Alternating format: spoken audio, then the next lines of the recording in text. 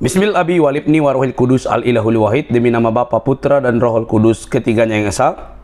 Salam teman-teman yang dikasih oleh Tuhan, berjumpa kembali dengan saya di channel ini. Terima kasih buat teman-teman yang selalu setia mendukung perkembangan channel ini dengan cara subscribe, like, komen, dan share. Tuhan memberkati kita.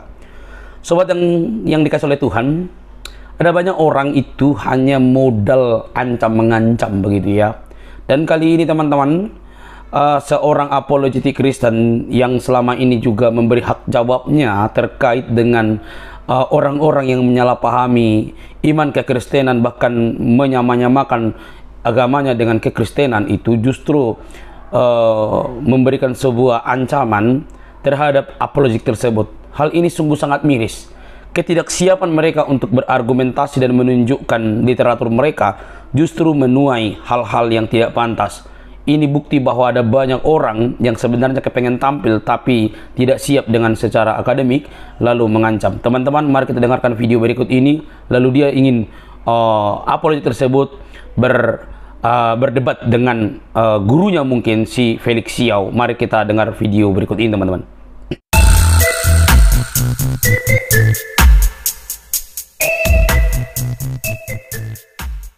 Tapi kakak ini udah betul-betul kakak ngomong kayak gini depan publik, kakak udah yakin kakak itu udah berapa persen gitu loh. Oh, 1.000.000%. 1.000.000%. Tapi kakak bakalan terima konsep apa yang kakak omongin, kakak akan terima nanti kan? Saya akan terima. Walaupun Betul. sampai kakak masuk dalam penjara. Oh iya, silakan. Kalau kamu mau lakukan itu silakan. Ya oke, saya turun dan saya cakap nanti kalau kakak berucap ataupun itu jangan seolah-olahnya agama tuh kakak semuanya tuh benar enggak, gitu loh. karena memang kami benar. Jadi kalau kamu pun nggak terima kebenaran, Siapa bilang kamu benar? Kamu aja Kristen aja, Nabi Isa aja agamanya bukan Kristen. Coba. Kamu ya, bilang gimana mungkin Nabi benar. Isa? Nah, aku tanya kamu Nabi Isa jadi Kristen? Wong Nabi Isa itu Kristus kok, bukan siapa Kristen. bilang dia Kristus? Nabi Isa itu nggak ada gelar Kristus. Di Kalau dalam iman kamu dia sejarahnya, dikatakan Al-Masih. Arti Al-Masih itu apa? Al-Masih, pokoknya Kristen itu bukan agama arti Nabi Al-Masih Isa. itu apa? Arti Al-Masih itu apa? Enggak aku sekarang. Nabi Isa itu agamanya Berarti apa? kamu nggak tahu. Kamu yang arti nggak Al-Masih. tahu. Kamu yang nggak tahu. Nabi Isa agamanya itu bukan Kristen. Sekarang saya tanya. Aku tanya sama kamu sekarang hal kecil aja. Kamu sunat atau enggak? Arti Al-Masih itu apa? Juru selamat. Juru selamat. Bahasa Yunani juru selamat apa? Aku nggak belajar sampai ke sana. Ya intinya aku tahu Yesus itu bukan agamanya Kristen. Oke, di sini penyetus Kristen itu. Saya yang punya room di sini. Saya bisa lempar kamu ke bawah. Oke, silakan. Berarti nampak kamu menjatuhkan saya di sini. Berarti kamu tuh nampak. Kamu sendiri yang bilang bahwa arti Al-Masih adalah juru selamat. Karena kamu nggak tahu, jangan. Abang tadi kan bilang nih. Silakan, Fitra, Jihad. Sehat, Bang. Sehat. Silakan, kamu tanya apa? Abang tadi kan bilang nih, kalau Nabi Muhammad itu bukan keturunan Nabi Ismail. Iya, mana buktinya dia keturunan Ismail? Mana buktinya kakak bilang kakak dah betul-betul itu kitab kakak itu yakin kali itu kalau Nabi Ismail itu nggak ada maksud tuntun keturunan itu sampai ke Nabi Muhammad. Saya kan tadi udah tunjukkan kejadian 10 dan kejadian itu 25. Enggak, itu kan menurut kitab kakak. Iya, menurut kitabmu ada nggak dalilnya dia keturunan Ismail?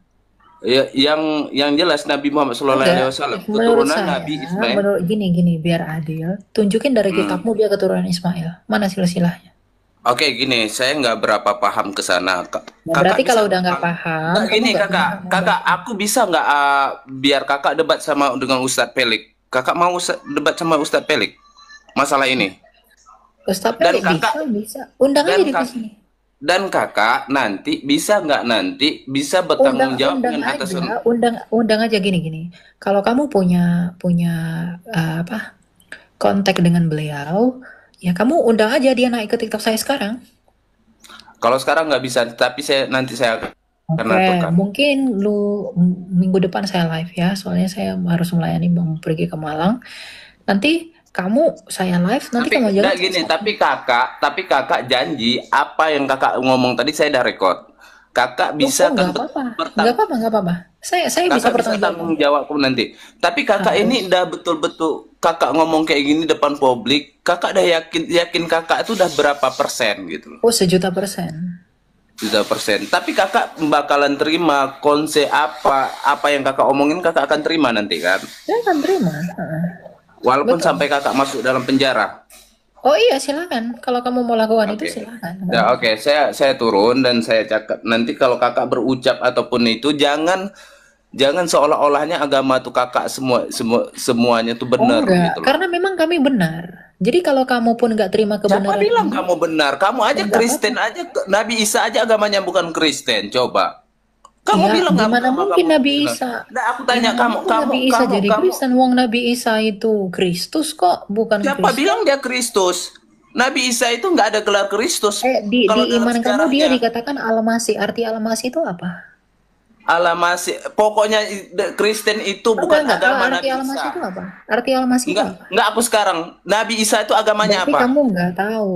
Kamu Kamu nggak tahu yang arti nggak Al-Masih. tahu, kamu yang nggak tahu. Nabi Isa agamanya itu bukan Kristen. Sekarang saya tanya, Enggak, aku tanya arti sama kamu sekarang hal lalu kecil nggak aja. Kamu lalu sunat atau enggak? arti Al-Masih itu apa? Juru selamat. Juru selamat. Bahasa Yunani juru selamat apa? Aku nggak belajar sampai ke sana ya. Intinya aku tahu Kristus. Makanya Yesus gini. itu Justru karena bukan kamu nggak agamanya belajar, Kristen. kalau Oke, kamu di nggak sini belajar, penyetus dengar dulu. Kristen itu. Saya yang punya Oke. room di sini, saya bisa lempar kamu ke bawah. Oke, Dengar silakan. dulu, Berarti dengar nampak ya. kamu menjatuhkan saya di sini. Berarti Di kamu tuh dalam nampak. kamu sendiri yang bilang bahwa arti Al-Masih adalah juru selamat. Karena kamu nggak tahu, jangan songong. Saya ajari bahasa Yunani juru selamat adalah Kristus. Artinya Isa itu adalah Kristus, tapi bukan Isa yang dalam kitabmu ya. Lalu kalau kamu bilang dia bukan Kristen, Enggak lalu gini dia aja lalu kami dia itu nggak perlu seagama, diaku-akuan, enggak mau perlu dengar atau diaku-akukan. enggak? Kalau nggak mau dengar, saya buang. Oke, Ya, kalau oke. kalau kamu mengatakan dia seagama dengan kamu perlu sadar bahwa agama kamu baru datang di abad ke-7. Nabi kamu pun baru datang di abad ke-7. Jadi Halo kamu sayang, halo abang kamu sayang, jangan sorry, itu merasa menurut abang sayang, bahwa itu iman menurutmu kan? Itu menurut loh, agamamu. Kalau sekarang saya menurut tanya, agamaku, sekarang saya tanya, nabimu hidup di kalau abad ke menurut agamaku, menyembah Tuhan yang esa itu dah dari Nabi Adam. Oh, Nabi jadi Adam Adam, itu oke, jadi Adam itu nabi. Nabi Adam, Nabi, ya Nabi. Menurut kami Arti Nabi. nabi itu apa? Arti nabi itu apa? Nabi itu utusan bagi kaumnya. Oke, sekarang saya tanya, Adam tuh utusan bagi siapa? Dia kan manusia pertama bagi pohon. Iya, bagi istri dan anak-anaknya. Kan dia manusia pertama. Kan dia diciptakan dulu kan? Ya kamu mikir aja Lalu kalau dia berarti langsung jadi nabi. ya kenapa Di mana dituliskan jadi nabi? di mana? Tunjukin ke saya dari kitabmu di mana dalil Sekarang Adam itu. gini, Kak Bang Alia. Sekarang gini Bang Alia. Sekarang Ini gini, kan menurutku. Kalau menurut agamaku nabi ya nabi. Iya, sekarang kamu kan bilang menurut agamaku Adam itu nabi. Tunjukin satu dalilnya Adam itu nabi dari kitabmu. Dalilnya sekarang tunjukin. Kalau kamu nggak bisa tunjukin, kamu saya buang. Saya nggak terima pembohong di sini. Dan udah gini aja. Apa menurut Kalau kamu punya dalil sekarang atau menurutmu enggak? Punya kenapa dalil Adam atau itu nggak kamu bilang nggak punya nabi? dalil? Kalau nggak punya dalil, saya turunin. Enggak perlu tanya Nggak dalil. bisa Aku tunjukin. sekarang mau tanya sama Nggak, kamu. Kenapa kamu bisa? Kalau kamu nggak bisa, saya beri kesempatan sekali lagi. Kamu bisa Itu tunjukin kamu nggak dalilnya? bisa bilang nabi. Nggak bisa nggak? Kamu bisa tunjukin nggak dalilnya? Aku suruh. Enggak, kamu bisa tunjukkan nggak dalilnya kalau Nabi Adam itu bukan nabi? Saya akan jawab semua pertanyaan kamu. Kamu bisa tunjukin nggak ucapan kamu yang mengatakan Adam itu adalah nabi? Dalilnya kamu bisa tunjukin nggak? Kalau kamu nggak bisa tunjukin, kamu saya buang ke bawah. Nggak bisa. Gini Kalau ya, nggak bisa, Elia. kamu bisa. Ini gini Elia. Oke, nggak bukan bisa. aku nggak bisa. Kamu tinggal di bawah ya, gitu. Saya nggak mau habisin waktu. Jadi yang kamu bilang itu kamu harus bertanggungjawabkan ya. Saya bukan orang bodoh yang bisa kamu tipu-tipu dan kamu kelabui dengan jurusan takiyahmu, gitu. Kamu ngomong dari tadi nggak ada dasar. Ya buat apa saya? Nah, lanjut sama kamu gitu loh. Ngomong ini dalil kan kamu sendiri gak punya dalil. Silakan Toleh. Siapa? Toleh, kamu mau menyampaikan sesuatu? Silakan. Halo? Halo? Ya, silakan. Bapak mau tanya apa, Pak? Tanya Ada yang mau apa ya? ditanya enggak? Bapak imannya apa sebelumnya?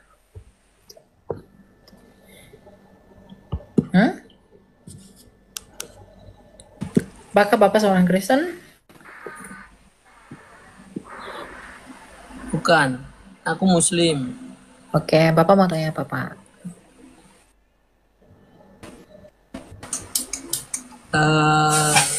Ini aja sih tentang sesuai topik aja, Kristus di atas segalanya itu maksudnya apa? Yap, Kristus di atas segalanya karena Kristus adalah Raja, dia adalah penguasa atas kehidupan dan kematian. Melalui kematian dan kebangkitannya, dia adalah penguasa surga dan bumi karena dia telah datang ke bumi dari surga. Artinya karena dia berkuasa atas surga, maka dia pun berkuasa atas bumi dengan turun ke bumi.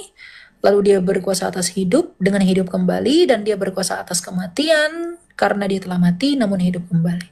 Jadi Kristus adalah penguasa surga dan bumi, dan dia adalah penguasa atas kehidupan dan kematian. Artinya dia adalah Tuhan atas segala sesuatu.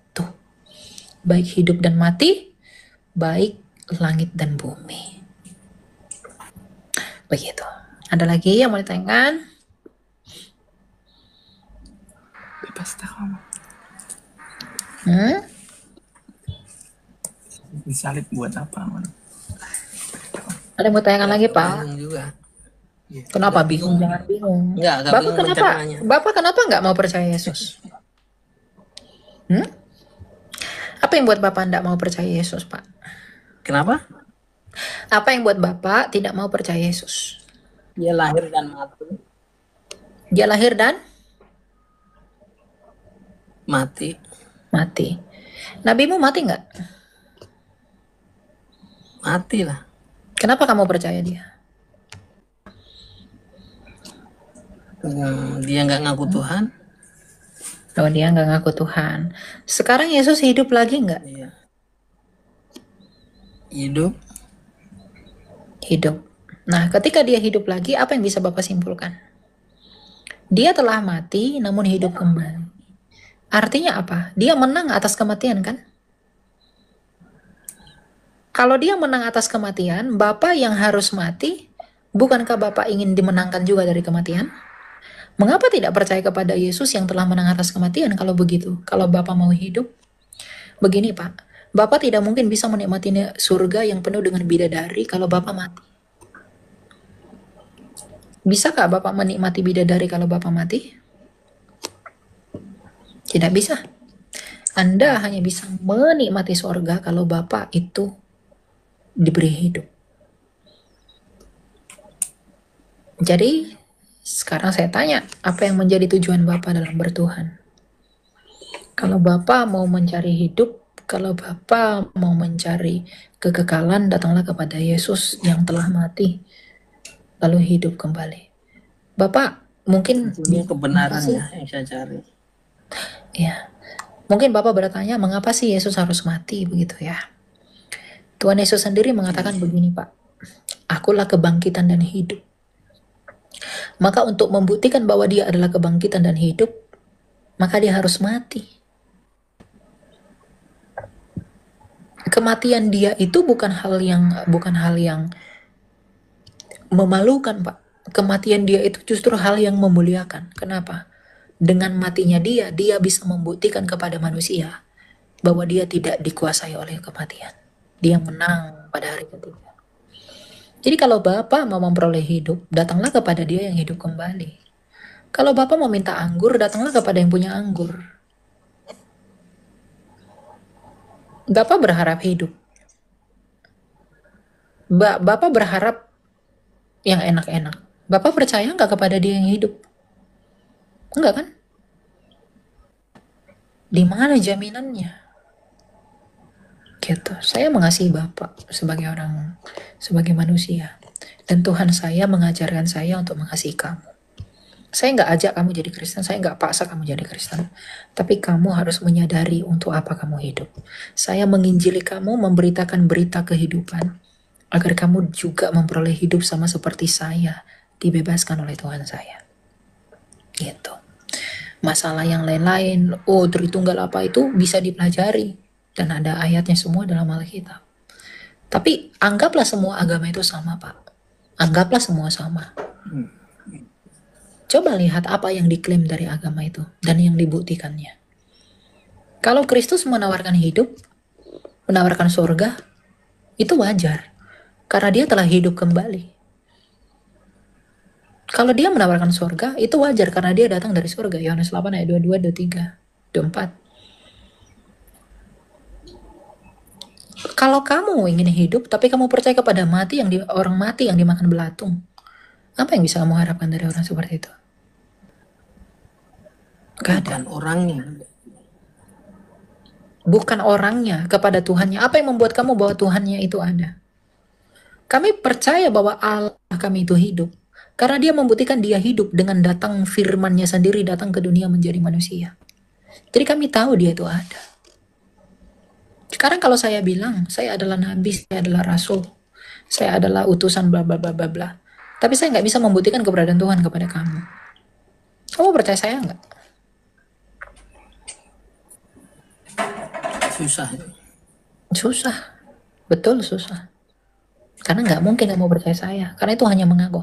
Tapi ketika Yesus mengatakan, aku datang dari surga, dan dia membangkitkan orang mati. Dia berkata, akulah hidup. Dia hidup kembali. Dia mengatakan, akulah Tuhan. Dia menyembuhkan semua orang. Dia bermukjizat, dia menghentikan badai, dia menaklukkan iblis. Di depan mata semua orang dia mengubah 5 roti dan 2 ikan menjadi banyak. Siapa yang gak percaya? Apakah saya harus membuang bukti ini demi sesuatu yang katanya? Gak mau saya. Saya gak bodoh. Begitu. Saya ajak Bapak untuk berpikir saja agar Bapak merendahkan hati untuk mau belajar. Oke? Terima kasih. Ya, semangat ya Pak Toleh ya. Tuhan berkati kamu. Saya berdoa buat kamu ya. Semangat cari Tuhan ya. Semoga Tuhan yang mengasihani kamu. Dan saya berdoa semoga kamu diselamatkan melalui Yesus. Agama tertua apa? Yang penting bukan yang dari abad ke-7. Silakan Gido. Ya, selamat malam Kak. Ini saya mau tanya soal tentang penghujatan. Kamu dari iman apa? Dari Protestan Kak. Ya. Oke, silakan. Ya, ini saya mau tanya tentang penghujatan terhadap Roh Kudus. Jadi saya masih agak bingung tentang penghujatan terhadap Roh Kudus. Jadi kadang-kadang ada orang bilang kalau menghujat Roh Kudus itu kita melakukan kebaikan, tetapi kita juga kayak seolah-olah melanggarnya, atau bagaimana itu Kak penjelasannya? Enggak. Mengucap Roh Kudus dalam Markus 13 itu. Ya ada ayatnya itu Kak ya. Ya saya tahu. Mengucap Roh Kudus bukan ya.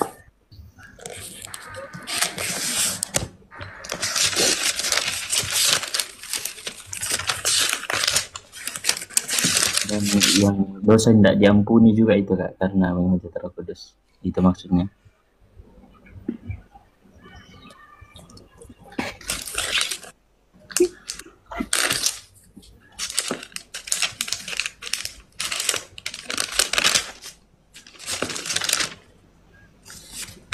Bukan di sini. Kok hilang ya lembarannya? Ntar ya, saya buka di Alkitab saya online.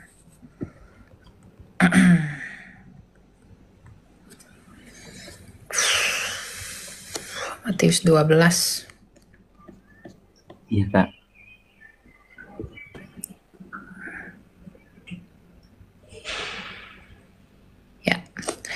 Sebab itu aku berkata kepadamu, segala dosa dan hujat manusia akan diampuni, tetapi hujat terhadap Roh Kudus tidak akan diampuni. Apabila seorang mengucapkan sesuatu yang menentang anak manusia, ia akan diampuni, tetapi jika ia menentang Roh Kudus, ia tidak akan diampuni, di dunia ini tidak, dan di dunia yang akan datang pun tidak. Ini tentang apa? Menghujat, latar belakang dari ayat ini adalah ketika Tuhan Yesus itu melakukan pengusiran setan kepada orang yang kerasukan. Ya. Nah, tiba-tiba banyak orang Farisi yang datang, ya, menyusuri daerah tempat Tuhan Yesus melakukan mujizat. Nah, kemudian ketika orang Farisi itu datang melihat Tuhan Yesus melakukan mujizat yang luar biasa, Roh Kudus itu menerangi hati orang Farisi. Roh Kudus itu memberitahu orang Farisi di dalam hati mereka bahwa Yesus Kristus itu adalah Mesias melalui mujizatnya. Tetapi mulut orang Farisi menyangkali kesaksian Roh Kudus yang ada di dalam hati mereka. Roh Kudus di dalam hati orang Farisi melalui mujizat Yesus mengajak orang Farisi itu untuk percaya Yesus. Tetapi mereka tidak mau percaya, malah menghujat ajakan itu dengan menyangkal Yesus. Jadi artinya dosa menghujat Roh Kudus itu adalah menolak untuk percaya kepada Yesus. Menolak percaya Yesus artinya menolak kesaksian Roh Kudus. Karena Roh Kudus itu bersaksi tentang Yesus. Kita baca ayatnya. Baca ayatnya.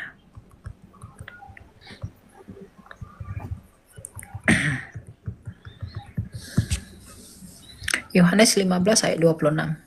Jika penghibur yang akan kuutus, yang kuutus ini adalah Roh Kudus, jika penghibur yang akan kuutus datang dari Bapa datang, yaitu Roh kebenaran yang keluar dari Bapa, ia akan bersaksi tentang aku. Jadi Roh Kudus itu datang ke dunia ini adalah untuk bersaksi tentang Yesus. Nah, kalau kita menolak ajakan kesaksian Roh Kudus tentang Yesus, berarti kita menghujat Roh Kudus. Berarti dengan demikian kita tidak bisa sampai kepada Yesus, maka kita tidak bisa diampuni dan diperdamaikan dengan Sang Bapa. Jadi yang mengajak kita percaya kepada Yesus itu adalah Roh Kudus. Karena Yohanes 15 ayat 26, Roh Kudus itu datang ke dunia ini adalah untuk mengajak semua orang percaya kepada Yesus. Nah, ajakan Roh Kudus ini kalau kamu tolak terus-menerus, maka kamu menghujat Roh Kudus. Karena itu tidak terampuni. Kenapa tidak terampuni? Karena kalau kamu menolak ajakan Roh Kudus percaya kepada Yesus, berarti kamu tidak memiliki Yesus. Maka ketika kamu tidak memiliki Yesus, Yohanes 8 ayat 24, kamu akan mati dalam dosamu. Jadi dosa menghujat Roh Kudus itu adalah menolak untuk percaya kepada Yes. Oke. Yesus. Oke, saya paham sampai di situ. Tapi mungkin salah sih kayak pemahamanku selama ini, karena ya saya sendiri saya sudah percaya sama Yesus dan Percayanya sungguh-sungguh atau enggak? sungguh-sungguh ya Kak. Ya ini apa namanya, sudah percaya, kemudian kita kan harus sesuai dengan firman Allah, firman Tuhan. Lalu kita tahu firman Allah, lalu kita tidak lakukan, apakah disebut menghujat Roh Kudus atau bagaimana Kak? Ya, kalau kamu mengaku percaya Yesus tapi kamu nggak lakukan firman Tuhan, berarti kamu tidak beriman dong. Bukan menghujat Roh Kudus itu namanya, tapi kamu tidak beriman. Lebih parah berarti. Dia mengaku percaya Yesus tapi suka menghina orang, suka menghujat orang, suka melakukan dosa. Berarti dia nggak percaya. Karena kalau dia percaya, dia akan berbuah dan hidup di dalam Kristus. Gitu. Gitu ya. Itu saya kasih ya. Baik, terima kasih banyak Kak Idria, Tuhan berkati. Bless you, brother. Semangat ya. Kamu bilang kamu sungguh-sungguh percaya kepada Yesus. Kamu sudah melayani Tuhan belum? Sudah Kak. Mantap. Saya dari Apa pelayananmu? STT Kak. Oh, STT, mantap. Semoga kamu jadi penginjil yang sejati ya. Amin. Saya berdoa Anak juga. muda tuh harus menginjili. Tidak boleh tidak menginjili ya. Amin. Iya Kak. Ya. Tuhan berkati ya. Terima kasih Kak. Terima kasih. God bless you. Oke, Oke, Kak, aku mau silakan. nanya. Ini pertama, Kak, gimana sih konsep keselamatan bagi orang-orang tua dulu yang mungkin belum pernah kenal Injil. Karena aku pernah dengar kakak gitu ngomong kalau orang yang dengar Injil sama orang yang benar-benar belum pernah dengar Injil itu berbeda. Jadi itu gimana kak? Konsep Ya, keselamatan. kita baca di dalam Roma 2 ayat 16 ya. Ayat 15, 14-15.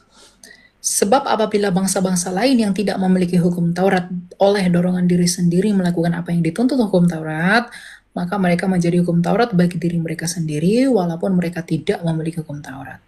Dengan itu, mereka menunjukkan bahwa isi hukum Taurat ada tertulis dalam hati mereka dan hati nurani mereka turut bersaksi dan pikiran mereka saling menuduh atau saling membela. Jadi orang yang sama sekali belum pernah mendengarkan Injil itu akan dihakimi berdasarkan hati nurani. Ya, jadi kalau ada misalnya orang di hutan-hutan di pedalaman, mereka belum dengar berita Yesus, mereka akan dihakimi menurut apa? Kalau mereka membunuh dan di dalam hati mereka membunuh itu tidak boleh, tapi mereka dengan sengaja membunuh, maka Tuhan akan mengadili mereka menurut nurani mereka itu. Begitu. Ya. Iya kak, terus kan saya pernah presentasi tentang hal ini, terus ada yang tanya dihubungkan sama ajaran tulip itu loh kak. Oh, Calvin, ya. Iya. Total depravity, kemudian predestinasi, irreversible, saya tahu. Terus?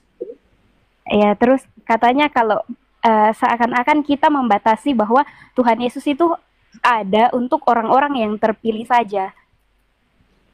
Iya, tapi Tuhan Yesus itu memanggil semua orang. Tulipnya Calvin itu tidak salah. Kita yang memahaminya dengan salah. Pemilihan yang dipahami Calvin itu bukan pemilihan yang bersifat memaksa. Tapi semua orang dipanggil, tapi semua orang yang meresponi inilah yang kemudian karena tidak semua orang meresponi panggilan itu, maka orang yang meresponi panggilan itu disebut dipilih. Gitu. Ya, kerusakan total. Memang tulipnya Calvin itu menjadi kontroversi dalam banyak pihak. Tapi penetapan yang dimaksudkan Calvin bukan penetapan yang aktif, melainkan penetapan yang pasif. Allah memanggil seluruh dunia untuk bisa masuk kepada Kristus karena Allah mengkehendaki semua orang diselamatkan, Yohanes 3:16. Tetapi tidak semua orang mau menerima panggilan itu, makanya ada yang kita berkata banyak yang dipanggil dan sedikit yang terpilih. Begitu. Ya? Oke. Masih ada, Kak? Iya, silakan. Apa itu? Kayak gini, Kak. Kalau dalam pikiran aku sendiri, aku tuh percaya bahwa Tuhan Yesus itu melarang adanya perceraian.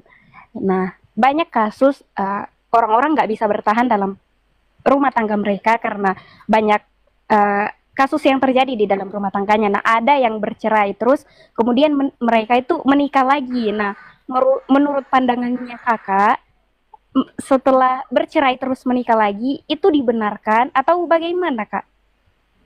Ya, apakah bercerai lalu menikah lagi itu diperbolehkan? Itu tergantung perceraiannya karena apa. Pada prinsipnya, perceraian itu nggak boleh, karena Allah membenci perceraian. Tapi kalau ada orang cerai mati, boleh menikah lagi nggak? Boleh. Tapi kalau misalnya cerai hidup, nah orang yang menceraikan ini, kita buka ayatnya ya.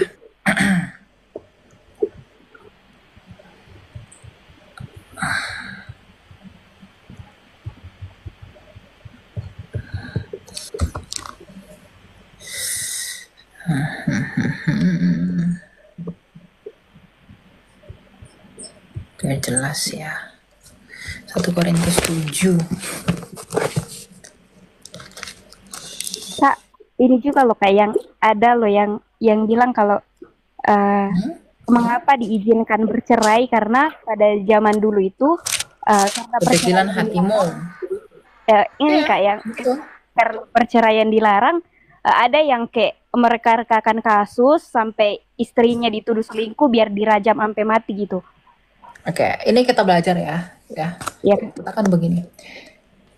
Kepada orang-orang yang tidak kawin dan kepada janda-janda aku anjurkan supaya baiklah mereka tetap dalam keadaan seperti aku. Namun kalau mereka tidak dapat menguasai diri, baiklah mereka kawin, sebab lebih baik kawin daripada hangus karena hawa nafsu.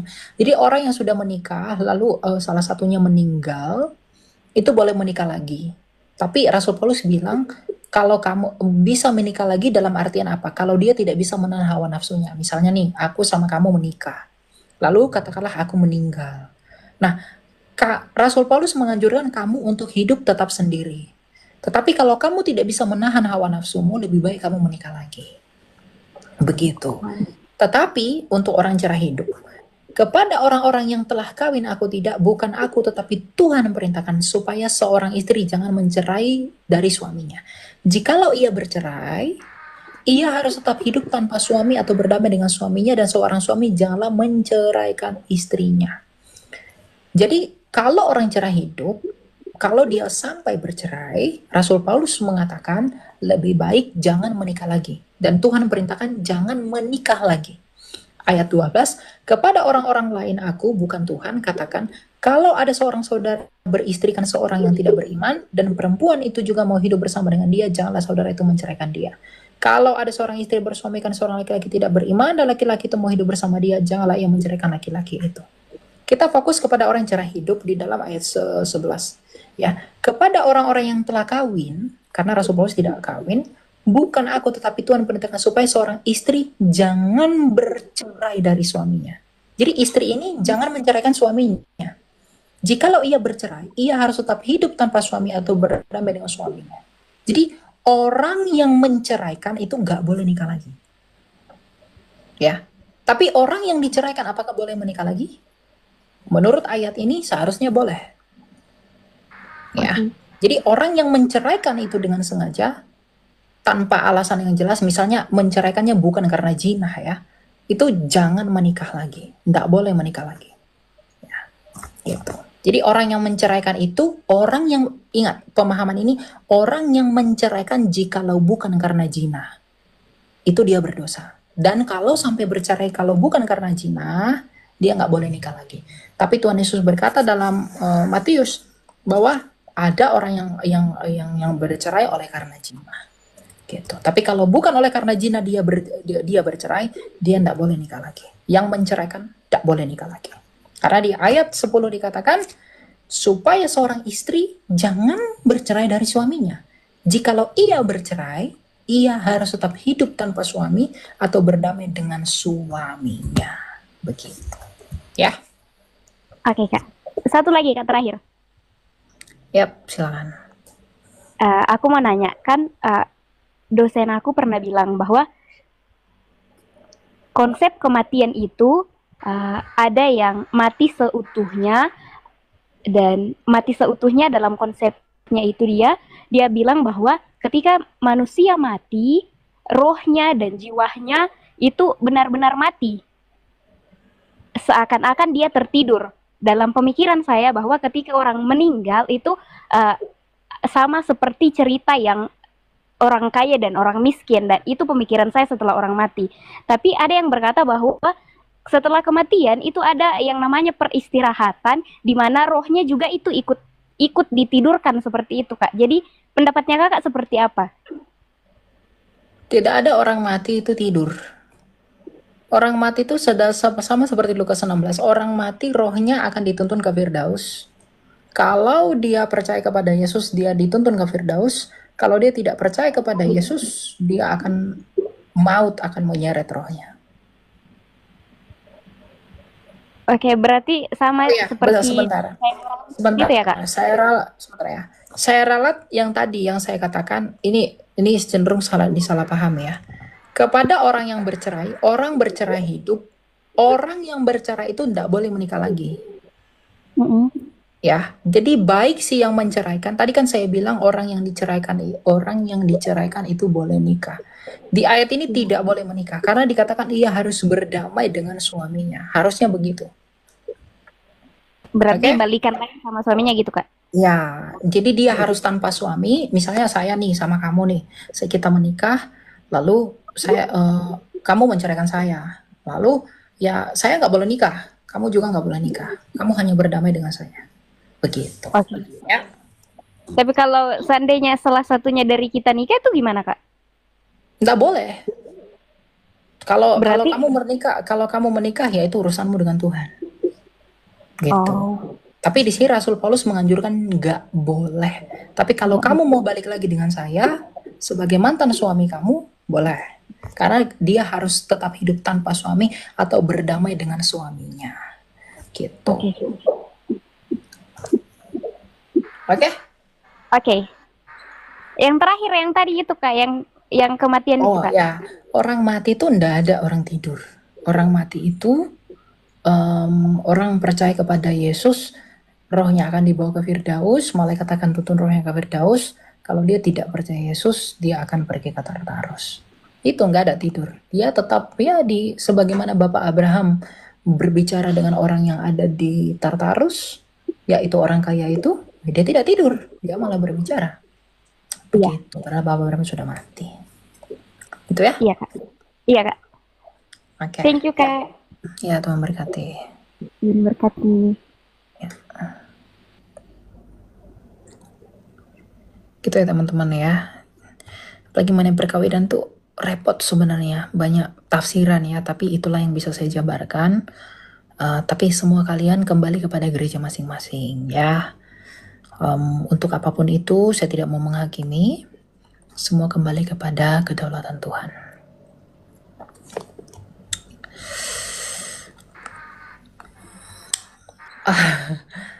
Apa itu? Sabar ya. Silakan Marianus. Ya, shalom Bro Elia. Salam. Silakan Pak. Jadi ya saya mau bertanya yang tentang kedatangan Tuhan itu loh. Soalnya sekarang terlalu banyak kejadian yang buat kita takut kan, yang was-was gitu. Mungkin bisa Apa yang mau jabarkan ditanya? sedikit. Oke. Itu sih. Apa yang mau ditanya tentang kedatangan Tuhan?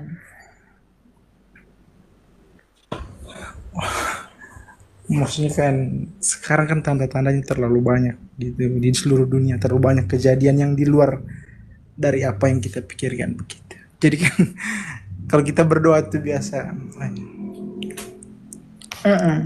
begitu. Ya, memang banyak kejadian-kejadian di dunia ini yang memang di luar kontrol kita.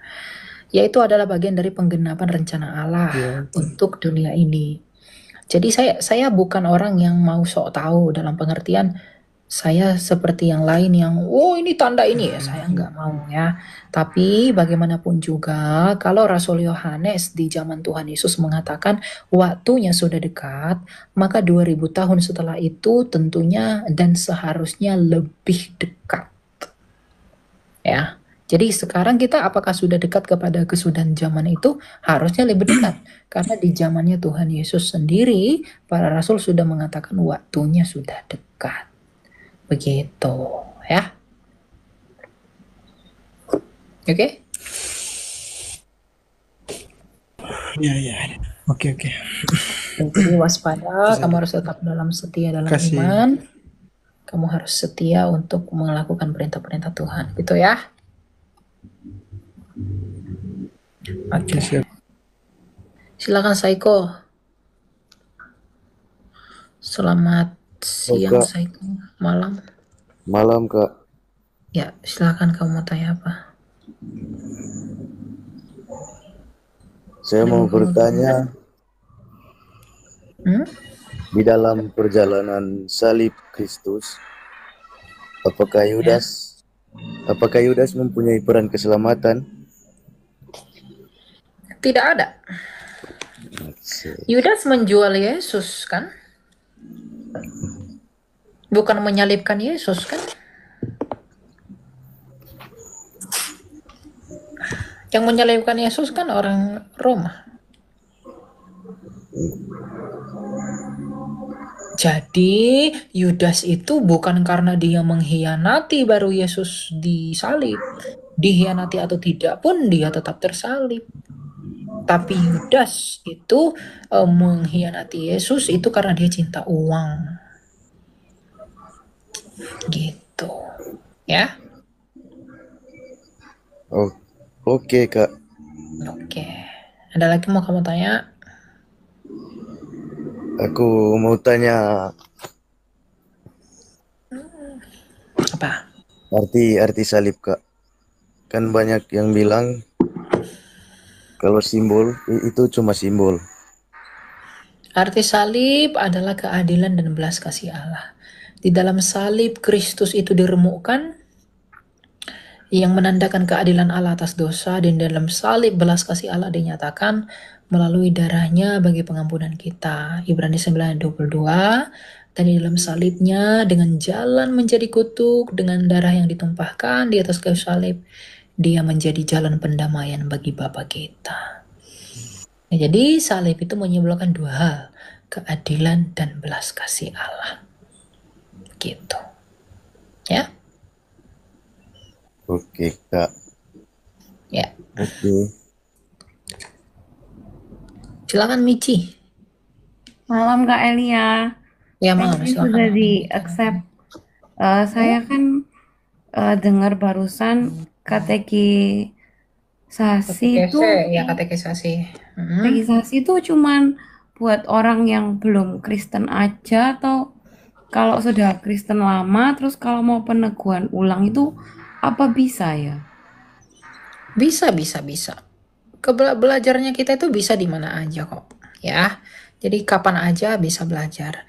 Cuma itu lebih penting buat mereka yang mau dibaptis biar bisa mengerti apa yang membuat jadi alasan mereka untuk dibaptiskan. Tapi kalau kamu mau belajar boleh. Gitu. Itu biasanya di tiap gereja itu memang ada ya? Ada bagian katekesi. Tanyakan ke gerejanya. Oh iya. Terus sama perihal itu Kak, pernikahan itu kalau di gereja saya itu kan kalau Kak Elia itu bilang di Alkitab itu boleh kalau bercerai kalau karena alasan perzinahan. Tapi kalau di gereja saya itu kenapa ya tetap ditekankan kalau orang selingkuh itu tetap harus dimaafkan, terus kita harus menerima, terus tetap tidak boleh cerai gitu Kak. Iya, berarti gereja itu lebih menekankan kepada, itu maksud gereja itu bagus ya dalam hal itu ya. Kita nggak bisa menyalahkan gereja itu, karena apa? Berarti gereja itu sangat memandang pernikahan itu begitu core banget gitu. Ya, jadi diikuti aja. Kalau memang kamu bisa melakukannya, silakan diikuti. Kalaupun nggak bisa melakukannya, kamu bisa konsultasi ke pendetanya lebih dalam, atau mungkin karena memang kamu KDRT begitu di kekerasan dan lain-lain, kamu boleh pisah sementara, begitu. Ya. Oh, gitu ya Kak. Iya, makasih ya Kak. Soalnya ini live-nya setiap hari apa ya Kak? Oh, tidak tiap hari. Kapan saya ada waktu, saya live di situ. Jadi nggak ada jadwal tetap. Oh gitu. Ada pengumumannya nggak Kak kalau live? Soalnya pembahasan. Kamu mau tanya-tanya tah? Kamu kalau mau tanya ke saya, chat saya aja. Ini saya follow kamu dulu ya. Oke. Iya, makasih ya Kak. Soalnya saya terbantu untuk belajar Alkitab kalau lewat seperti ini. Udah itu aja. Ya. Kamu bisa ke YouTube saya, ada YouTube saya yang tapi YouTube saya itu semua postingan live saya. Nanti kamu Kalau bisa saya mau tanya Kak, itu untuk doa apa pelepasan, terus untuk kayak kutuk keturunan dan lain-lain. Itu enggak perlu. Kamu belajar firman Tuhan, betul-betul Tuhan sendiri yang lepaskan itu. Oh gitu ya, meskipun ilmu gelap apa gitu. Soalnya suami saya itu pernah kayak mungkin pakai ilmu gelap gitu Kak. Iya, kamu doa sama Tuhan biar Tuhan yang melepaskan ilmu gelap-gelap itu. Ya, kamu doa tekun. Karena doa orang benar kalau didoakan bersungguh-sungguh itu besar kuasanya. Bukan masalah praktek-prakteknya. Siapa yang mendoakan enggak? Kamu berdoa sungguh-sungguh, Tuhan sendiri yang lepaskan, ya. Oh iya. Sama boleh satu lagi tanya enggak Kak? Kan kemarin itu saya ada dengar kalau orang kan sebelumnya hidup enggak kudus. Mungkin dia pencabulan hubungan seks sama yang belum menikah gitu loh Kak. Nah itu katanya rohnya kenapa gitu loh, ada pengikatan roh. Nah itu apakah perlu doa juga atau gimana yang suami saya? Kamu harus berdoa agar Tuhan melepaskan, agar gini loh.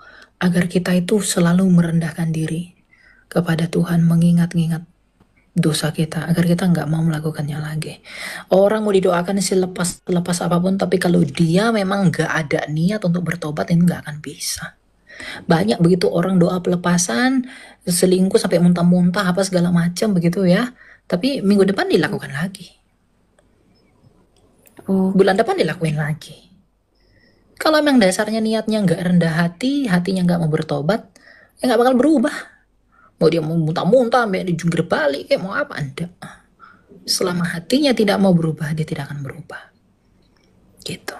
Jadi masalah itu enggak penting. Yang terpenting itu adalah kamu mau enggak berubah. Itu dulu. Ya? Ya, makasih ya, Kak. Ya, semangat ya.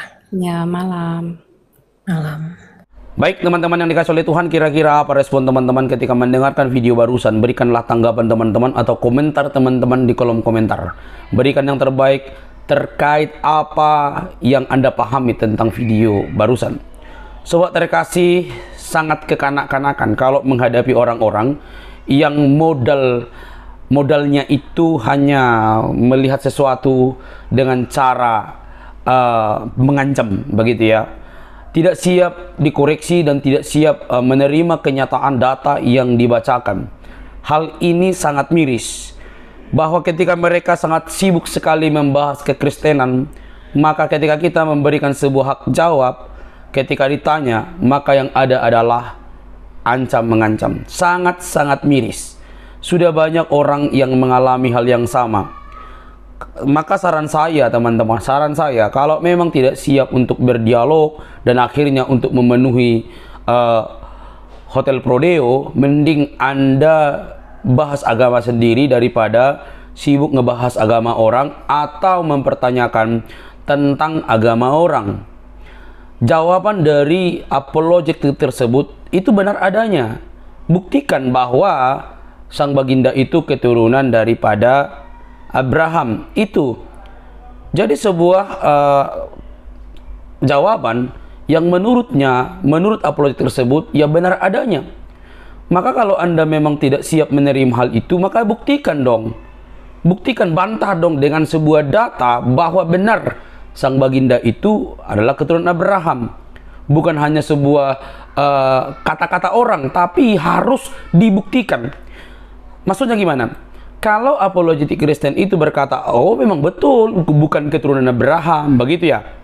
Maka kamu harus buktikan, bantah ucapannya itu dengan cara, ini bukti loh, bahwa Nabi kami keturunan daripada Abraham. Begitu, jangan mengancam, kanak-kanak sekali gitu ya. Nah teman-teman, bicara soal iman itu memang personal. Maka semua orang akan meyakini imannya itu benar. Maka jawaban daripada apologet tersebut ketika ditanya apakah Anda sudah yakin, sejuta yakin, betul lah itu, yakin sejuta, bahkan tidak terbatas, yakin iman kami menyelamatkan, Kristus juru selamat itu. Jadi ketika kami menyatakan iman kami Kristus juru selamat itu, jangan kamu samakan dengan Isa dalam kitabmu, kan berbeda cerita itu. Sekalipun kita bisa jelaskan antara Yesus dan Isa seperti apa dalam konteks budaya, tapi itu hal yang berbeda.